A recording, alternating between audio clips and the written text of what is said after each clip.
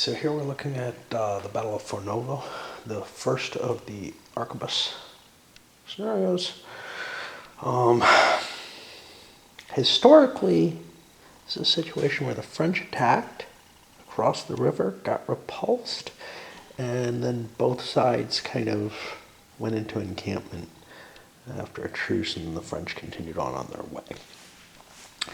I believe someone else recently released a game just on Fornovo, and my feeling was, well, you know, Arquebus is covering it. I'm not going to pick that up. I'm trying to remember if it was Hollandspiel or Hexasim, a company I'm interested in,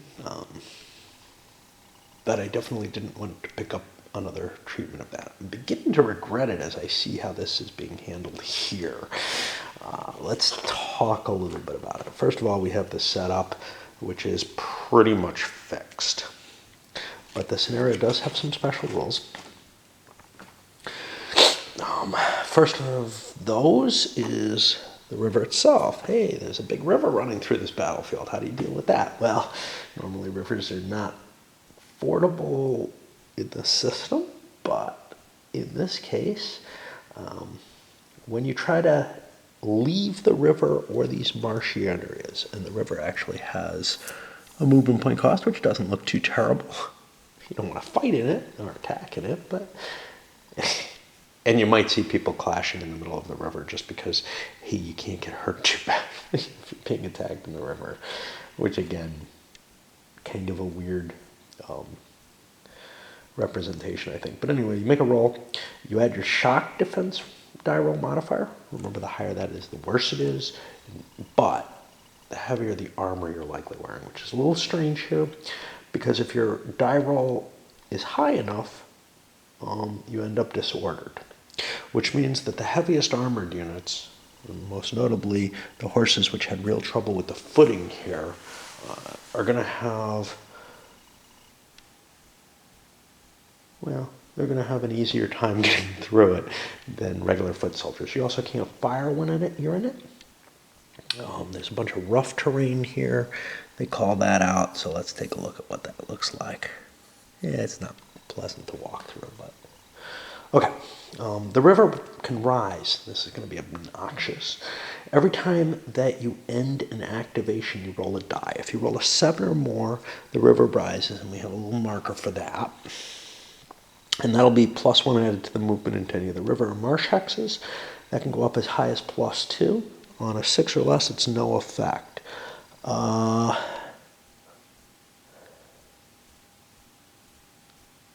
It doesn't seem to withdraw. Seeing as it's saying the river rose during the course of the battle, I'm assuming you can't lower again. So the 6 just prevents it from going up. It doesn't reduce it. And very quickly, the river's going to be ugly to cross. Remember, there were Swiss aggression rules. Well, there are a bunch of Venetian Swiss pikemen. I saw some that might have been, yeah, we got French Swiss here too. So this applies to both of them. A battle containing Swiss pikes activated. Any and all non-retired Swiss pike units within 2 hexes of 1 or more enemy units and not engaged must attempt to move adjacent to one of those units. French player's choice. Oh, I guess there are no Swiss here. Okay. The Swiss do not use the shock reluctance rule because they really want some loot here. However, it's not the Venetians who have the loot. It's the French. They have a bunch of baggage wagons back here, which are protecting against this. And we'll talk about this in a moment. Well, let's talk now. We've got this unit here, Venetian light cavalry. Now, remember I said that they're pretty ineffective? No, they're more than that. They're completely ineffective. I think they and some of the other types have no shock combat capability. And a little cross here says units not listed may not shock attack or charge. They also have no missile weapons, at least some of these. I want to say Grenzers, but they're not. I don't remember what they're not gendarmes either. They're these GEs. They have like javelins. Yeah, that's going to be real effective. That's all they have going for them. Let's take real ancients weapons. Well, look at the sword and buckler and whatever, but yeah. Anyway, for these baggage wagons, they have movement capability. Write some special rules that appear to be the normal baggage wagon rules, to tell you the truth. But if the enemy is able to step on one or be next to one at the end of an activation, no, beginning a continuation phase, yeah, that's essentially the end of an activation, the baggage wagon will be captured, and you make a die roll, adding the shock defense DRM, which is kind of a troop quality here. And if you roll, if you don't roll ridiculously low, the unit runs off with some loot. The baggage wagon being looted is worth, I don't remember what, 2 French flight points. And the unit running away doesn't cost you anything because they'll be available later in some other battle. These guys here are encamped. The first time you want to activate them, you have to remove the encamped markers, and you don't get to do anything else with them. Now, if they get attacked, they have a -2 on their shock rate. Gonzaga, the Venetian leader, had a really complex plan for crossing the river and everything, and that means he's not allowed to do army activations. The French are. And I gotta remember to do them. I haven't been very good at them, and my way of dealing with this scenario, I'm gonna need them. So, arquebusiers, there are basically no arquebusiers in this. There are a lot of pike and sword units that do not have any missile weapons at all, and they're just letting you know that. Charles VIII and his bodyguard. So Charles VIII over here is counted as being overall commander without a command.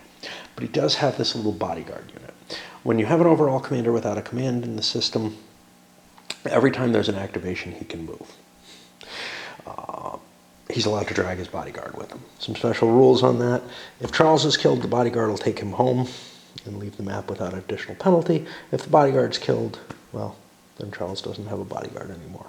But he has to stay stacked with it, I think, as long as he's around. Yes. Map exit. Okay, so here we start getting to where I think this scenario gets screwed, because there's no requirement for the French to attack. Any non-retired French units can exit along this edge, and there's a blue marker on there to indicate that. Costs you a movement point. They can retreat that way. Leaders can't exit the map. If all the leaders' units are eliminated or of exit, they are removed. The flight points count as exited, and we've got a little marker to count that. Now, I don't know how many flight points the French have overall, but if they can get 60 or more flight points off this edge of the map, they win. They're not destroyed. The baggage wagons will be worth 5 flight points each if they leave. So I may want to shepherd my baggage wagons, which are kind of hard to move, out of the way. I may want to engage this crap, which isn't very potent, but I don't think I'm going to be crossing that river at all. If that victory condition doesn't take place, the French flight level is 45. The Venice flight level is 35. Venice outnumbers the French, but maybe not in flight points. I'm not sure. But anyway, my main goal is going to be just to leave, which doesn't represent the historical situation. We have some seizure counters. Let's see what we got here.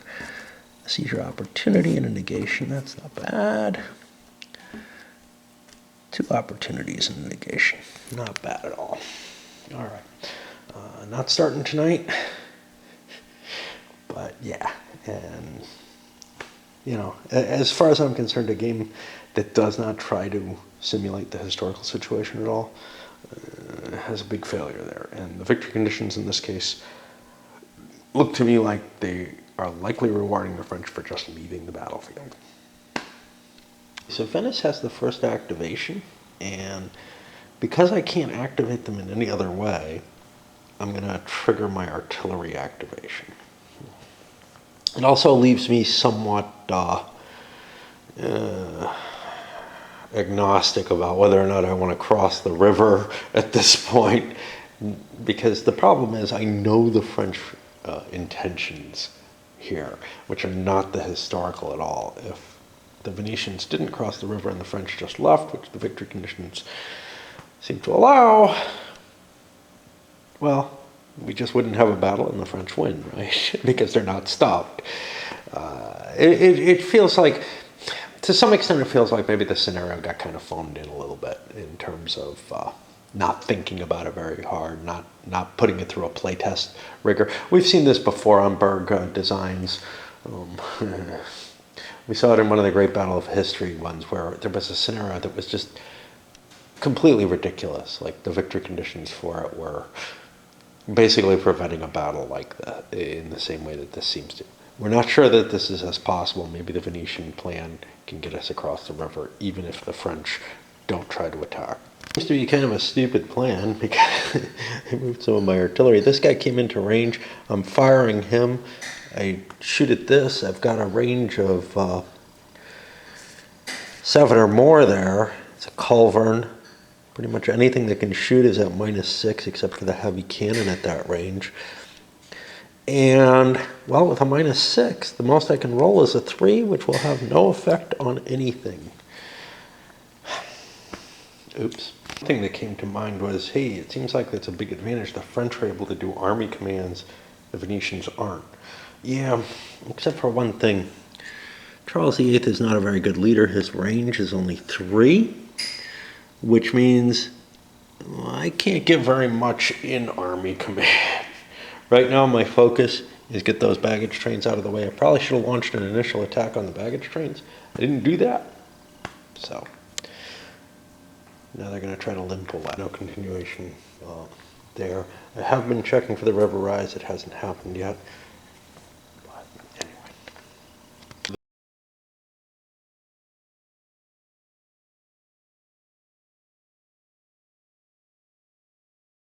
The Venetians have gotten a number of activations in a row. River hasn't risen. I've been checking. Trust me. Seriously. And Gonzago is beginning to launch attacks against the artillery here. This one got a counterfire. This one's going to, I'll just move the charge forward. He's actually leading that attack. He's huge. He's got a +4 charisma bonus. That's incredible. I don't know how much that fits. I mean, he's supposed to be a great general and all that, but I don't think it was an Alexander or Charles XII type of figure from what I recall. But maybe I'm missing something. But I feel like that kind of +4 modifier, we've not seen that, you know, like Henry VII doesn't have that. Warwick wouldn't, but Richard and Edward didn't have that. This is the highest rating I think I've seen in the Men of Iron. Like, yeah, maybe Richard and Saladin had pretty damn good ratings. I would assume, but this is ridiculously high. Anyway, he's going to try to bash through those artillery pieces. Why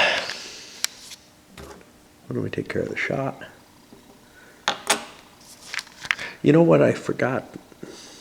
Yeah, that was a minus, so that wasn't going to get affected anyway. This is a -2. Heavily armored knights. The artillery, there are no modifiers there except, let's see, non-artillery firing at mounted men-at-arms has a penalty. But with -2 on it, that's pretty painful. And that's not going to hit. So now, I believe we don't actually attack. 12.5 is stacked with another artillery. I think these are just destroyed with a continuation on the charge. That's what I recall being the case. So that's a pretty quick way to knock through, and that's going to cost some route points. And that's the worry with these guys. Getting these guys off the map may be difficult now. I feel like the French are going to be forced to actually fight by this push, and how vigorous it was made. I have seen one of the downsides of not trying to march forward with the French.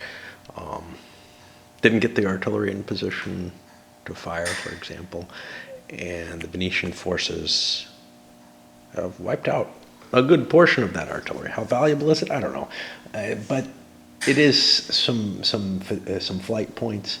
I don't remember what our numbers are, but they're around 35 or so, so we're not really close to that. And the better quality of some of these units is making them fairly effective. I mean, the French have quality units too. It's just, the artillery is not a quality melee unit. I also hit some mounted crossbowmen, not the best combat units, and it's my mounted men-at-arms that are plowing through and causing some disruption. But now the French get to go. Maybe the French should have used a seizure. I don't know. All right, back against those impetuous Venetians, and they retire one of these guys due to fire. It's kind of interesting in fire in this game because unlike most of the series, the ranges are quite small. So like longbows, range 1, they get a +1. Range 2, they get a -2. And if you're firing at something like this, there's another -1 and another -1 due to being mounted men-at-arms. Well, you're beginning to not see a lot of capacity for the longbowmen to hit even mounted troops, and there's no unhorsed result or anything like that. So the bow fire has gotten a lot weaker in this for some reason. Maybe the heavier armor, the heavier barding, but also because of that range 1 being the only decent range, even with a longbow, you're looking at troops, and honestly, the crossbows and arquebuses outfire the longbow here. Maybe a matter of the French longbows not being like the Welsh longbow. But anyway, you have some of it has to do with the range, and you have the bow units. The only way they can effectively engage is to, and really all the missile units, is to walk right up to the enemy. And that takes away a lot of their advantage.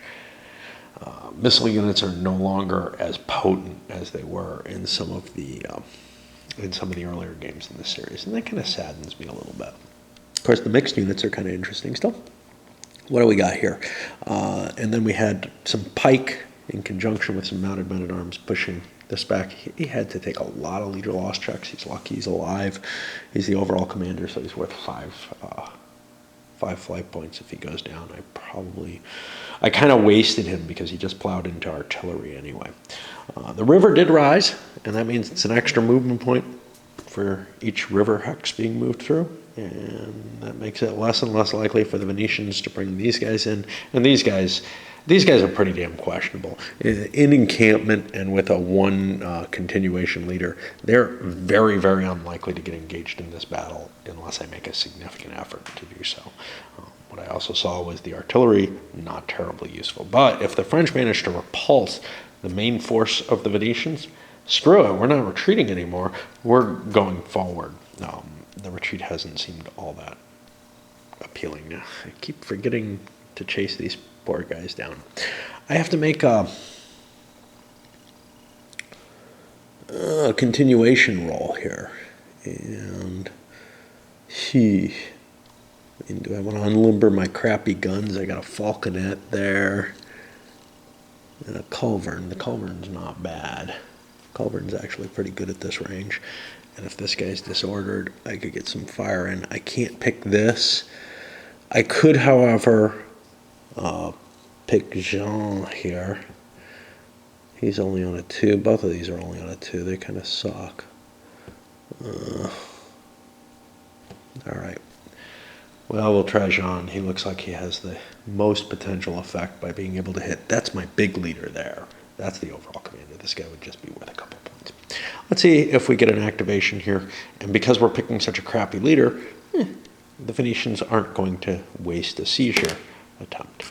So if we had picked this guy and he was in an important position, maybe we would have fired one off. I'm pretty bad at using these, and these battles are kind of short, so hoarding them may not be the best move, but it's what my nature is. We're getting to see some of the fun toys in this system.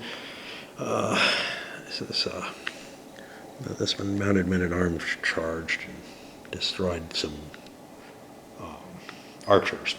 But here we had some sword and bucklers hitting mounted crossbowmen. Now, the mounted crossbowmen could have retreated before combat, but they had nowhere to go.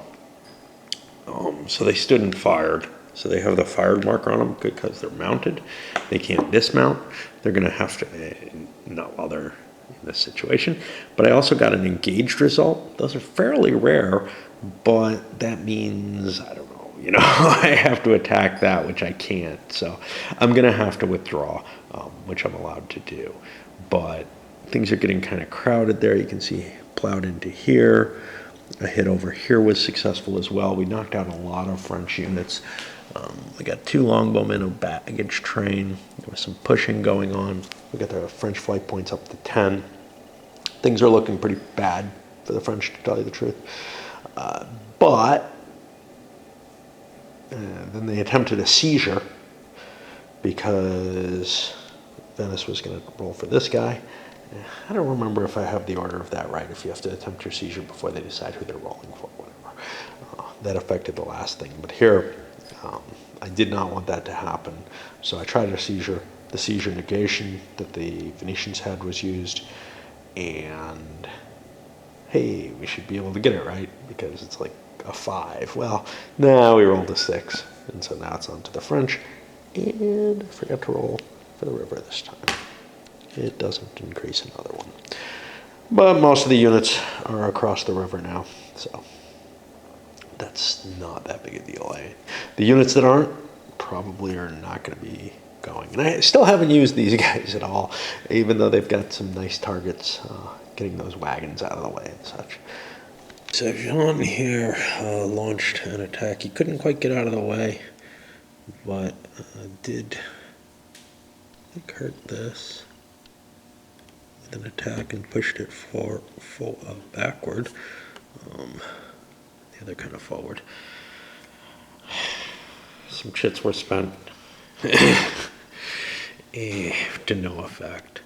And then the Venetians tried to launch an attack here. That didn't work very well. These mounted crossbowmen got shot away by the foot crossbowmen, which is what you would expect, but these Stradivariuses, or whatever they are, the STRs, I don't know what they stand for.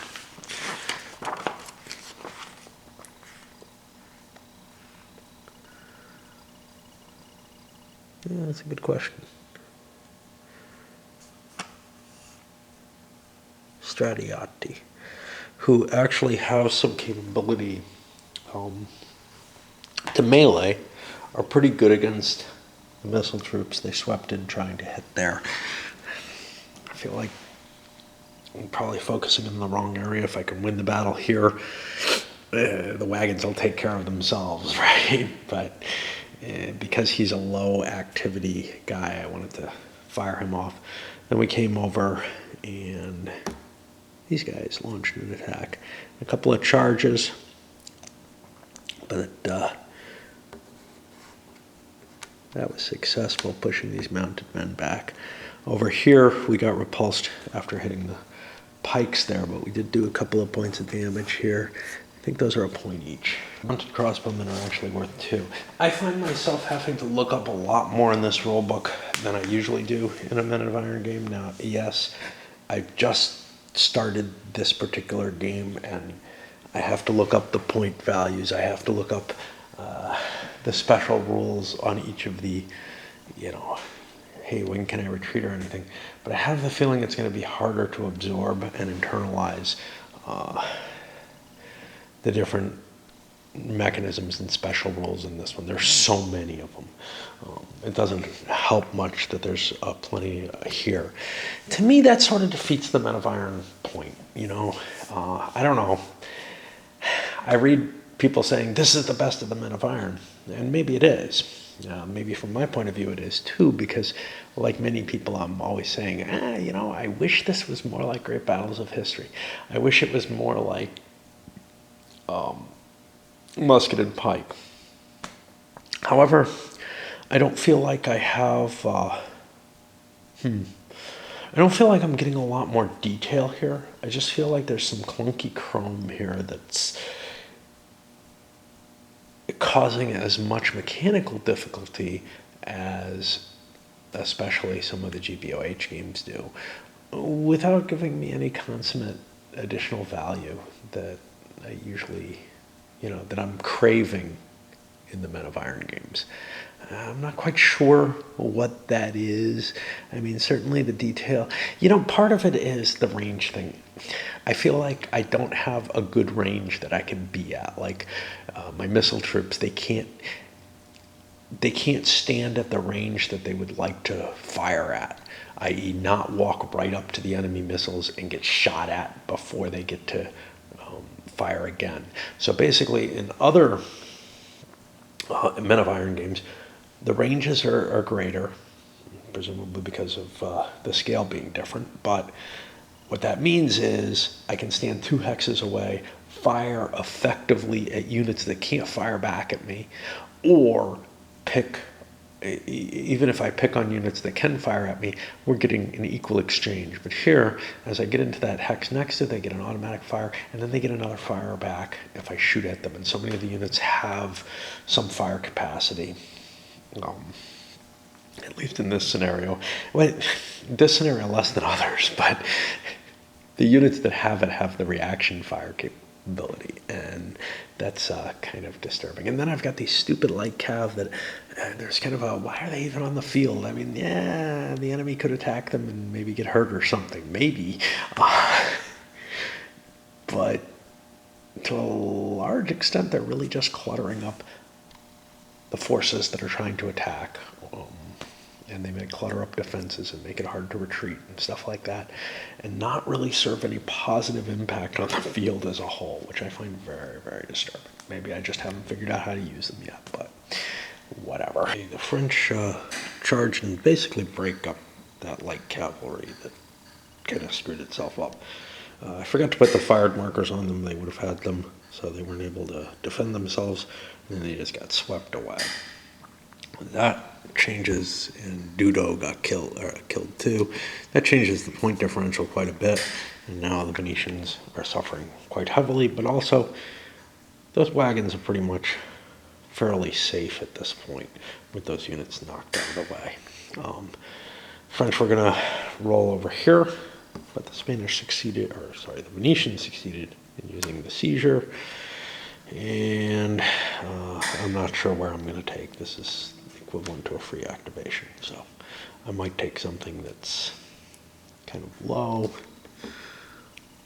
Opportunity wise, we'll put this here for what it's worth. Venetians get a sweeping series of activations where they manage to come plowing into here. They also hit units maybe that they didn't want with continuing attacks, going through a damaged cav unit and then slamming into some pike over here that they didn't want to hit particularly, but that's just the way things work. What I'm finding is that this system, it's not just rules lookups. There's a lot of shit going on, that there's more continued attacks, there's these engaged results, there's a lot of stuff going on, all the units with firepower on them that are just making it way, way heavier than any of the other Men of Iron games that I've seen. You also have to worry about, let me think, the lookups for the points for units, because there's so many different types of unit types. That's a little bit more problematic, and then it's also, because it's not easy to memorize, when you hit units here, you don't know,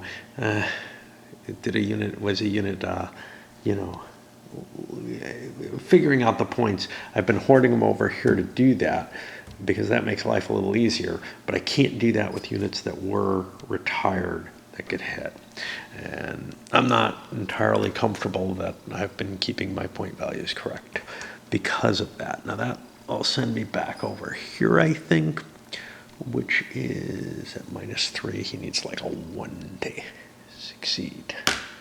He doesn't get that, so we'll put this over here. The French are getting lit up pretty badly, though, here. Although they did clear this. Down here, the Venetians are doing a lot of damage to them, and I'm beginning to wonder, see, it's not, so my first thought is, well, you know, I tried to do something unconventional with them in terms of not following the history. Oh, this guy, his cannons have all been destroyed, so he actually has created some exit points because he didn't get hurt. But anyway, the points aren't what you'd kind of expect for them. These, you know, mounted men-at-arms, which you think are sort of the most important in terms of a force fleeing the battle or whatever. Nah, it's the pikes and the sword and buckler guys who are worth a lot more, so much more that like the men-at-arms are, yeah, they're equivalent to like crossbowmen and stuff, right? Anyway. What you find is, for me, is that the points don't align well, so they don't memorize. I can't memorize them as easily. And that just makes it harder and harder because I'm constantly having to do lookups for that. And I'm also regularly having to do lookups for other things like the retreat before combat for cavalry. It's a little bit more complex in this one. Everything's a little bit more complex. And it just means that I've got the kind of lookup and burden that's actually larger than I think most of the GBOH games that I've played. Maybe SPQR is the only one that I would say hits this level of pain in terms of the system imposing a lot of mechanical, and especially mental mechanical, where you're going to deal with this. And the problem is, at heart, it's still a Men of Iron game, right? I mean, here's my combat chart, right, for the whole series.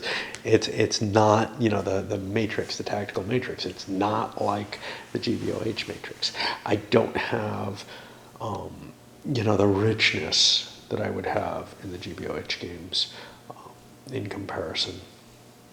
And then I have this kind of, this command system where there's units that aren't doing anything all game, which still may be more fitting here than it is in GBOH or in Musket and Pike. And so it doesn't really bother me with that. It's just, it's not what I'm used to when I'm playing Men of Iron. I expect a kind of lighter game. And here I feel like I've got the kind of burden that I have with the GBOH ones. I know, again, I know some people are like, oh, it's the best of them. Yeah, I don't know. It's not meeting what the expectations on a Men of Iron, which maybe I brought into this, you know, knowing, I just played Blood and Roses, it's on my mind, it should be easy. I enjoyed the lightness of it that time. Sometimes I grump about the lightness of this system, but right now it was really kind of what I was looking forward to. And this one, it ain't like the others. Being 2 weeks away from this one has not been a good choice. Some games I can walk away from pretty easily, but damn, it's going to take me some time to figure out where the hell I am. The main cost seems to be in making little rules lookups, etc., because I am kind of familiar with the system, but looking at the particular scenario and the rules for Arquebus, there's some differences that I've got to reassimilate. Anyway, I ignored these guys. These weren't going to be able to rally anyway, being under direct attack. So I launched my initial Lejean here, and he punched some unit, I think an SB, and then some other hits down here, and a follow-up with Pierre's force. Was able to actually cause a lot of damage to the Venetians. They're actually a smaller force, 35 FP instead of 45. They're getting close to breaking. So now, you know, which is to say, they're not quite at the point where they have to roll a die. But once they lose one more point, there's a possibility of them breaking at any time. And at this point, maybe it makes more sense for me to fight the battle than to try and exit off the map. Still not, this scenario still seems very, very heavily in favor of the French, as far as I can see. Just a matter of because there's nothing that forces them to cross the river. They can either withdraw if they're left alone, and historically they were on the attack. They crossed the river, they got beaten back, and then they withdrew. There just seems to be something missing. Maybe I missed something. Anyway, after those two activations, it throws us back here. As far as I can tell, I don't have any special counters left. Looks like I spent them all already. That was trying enough. The lookups made it a little more expensive. And it's late at night. I'm going to put this one to bed for now and come back in the morning. See if I can... I don't know. Who knows? Because I got 2 weeks worth of email to deal with at work. Okay, between Gonzaga, we had like two... he opened things up because he's a little harder to motivate because his own command value doesn't help him. Between him and... This is John Francisco. We got the first momentum, and then Gonzaga got the second momentum. They basically plowed away. Gonzaga took out some of the baggage train stuff with one single cav unit charging through. It got 2 continuations. Actually, I would have gotten the third one. Crossbowmen do not hold up well when smacked from the flank or rear by mounted men-at-arms. We also had some attacks here that didn't work too terribly well, but managed to hit a pike unit and quite a few 2-pointers between the baggage trains, a couple baggage trains, a couple of the crossbowmen. The point value is up to 41, which means anything 4 or higher for the French, and this battle's over, they rout. Game over. So, obviously the French don't have some kind of magical advantage due to not having to cross the river. It's quite possible with the high command value, etc., for Gonzaga to hit them. I'm not sure. Maybe this is meant to be after the initial French charge? Is the position that we have here?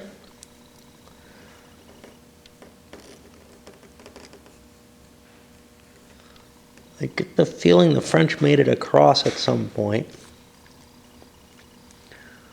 But maybe I'm mistaken. Maybe I'm just not reading this well. Maybe this is indeed what happened, more or less. The victory conditions for the French seem to be that they actually withdrew. It's basically seen as a drawn battle. But what we have here, clearly Gonzaga's attack worked. He didn't bother using most of his units because, why bother moving stuff in that's not able to react well in this system? In this system, what you want to do is you want your best leaders, you want a couple of them, and they just bounce back and forth between each other. And we were able to use our command advantage to smack into things. One thing I didn't use very well, I didn't use the King's Guard here. The King and the King's Guard can move on any action for the French. He was a little cluttered early in the battle, and I think he just got cleared up, but I didn't really try to get him into position to use that. It's dangerous because if you lose the king, you lose the battle. But yeah, it definitely looked like the French were on the ropes as soon as these forces sort of established themselves. Could an army command have been done as the first move by the French? Yes and no. The problem with an army command is that Charles has this shitty three hex range, so he's not really. He was able to get like 1 leader under command one of the times when he had it, and after that, not many, maybe 2 at most. Yeah, I got him behind there. So yeah, it was really difficult, especially since I felt like I had to defend against these guys. And then when I set that defense up, it's hard to, affect. You have to use your free activation to move the baggage trains. So it's hard to affect a maneuver there when you're fighting for your lives over here. And it's not like that's a huge amount of points for the baggage trains. It's a huge amount if I can get them off the board, but if I can't withdraw them, I have to pull too much of the army. But yeah, I mean, if the French had gotten another turn, maybe they managed to schwack a couple of the Venetian units. The problem with that is, because the Venetians' better command rating, they were able to rally their units quickly enough. There really weren't any opportunity targets left. After one activation, there generally are. After a couple of them, you're picking on the same enemy units, finishing them off, and probably not getting hurt yourself. All right, we'll load this sucker up, and I don't know, we'll get to the next battle at some point. I don't know why I was under the impression somewhere there was something about the